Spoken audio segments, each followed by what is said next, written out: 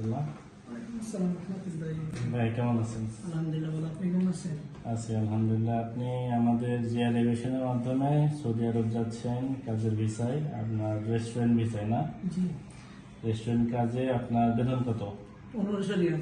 1500 Real. আর হচ্ছে থাকা মালিকের, আকামা মালিকের, খাওয়াটা নিজের হবে, ঠিক আছে? জি দেখেন তো এই পাসপোর্টটা আপনার কিনা? জি আচ্ছা। আর আপনি যাচ্ছেন হচ্ছে গালফ এয়ারে, ঠিক আছে? আপনার এই ফ্লাইটের ডেট হচ্ছে 19 তারিখ। 19 তারিখে আপনি সকাল 9টা 55-তে ঢাকা আন্তর্জাতিক বিমানবন্দর থেকে রওনা দিবেন। এখান থেকে আপনি যাবেন বাহরাইন। বাহরাইন থেকে একটু ট্রানজিট আছে, ট্রানজিট বাহরাইন থেকে আবার আপনি যাবেন হচ্ছে গাসিম। আপনার গন্তব্য হচ্ছে গাসিম। ওখান থেকে আমাদের পরিচিত ড্রাইভার আপনাকে গিয়ে পিক আপ করবে, পিক আপ করে আপনার কাজের গন্তব্যস্থলে পৌঁছায় দিবে, ঠিক আছে? এটা হচ্ছে আপনার টিকিটের কপি।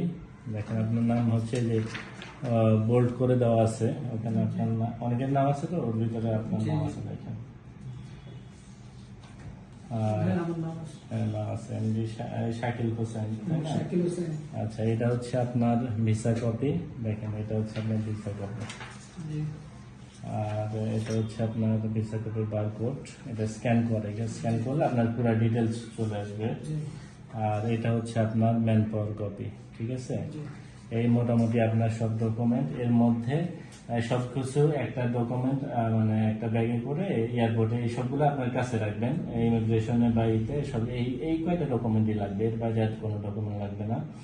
তো আমাদের অফিস থেকে আপনার সমস্ত কিছুই তো আমাদের অফিস থেকে প্রসেসিং করছেন, মেডিকেল, তারপরে ভিসা, তারপরে ফিঙ্গারের ডেট, সবকিছু তো আমাদের মাধ্যমে করছেন, তাই না? তো আজকে আপনাকে ফাইনালি সবকিছু বুঝে দিচ্ছি।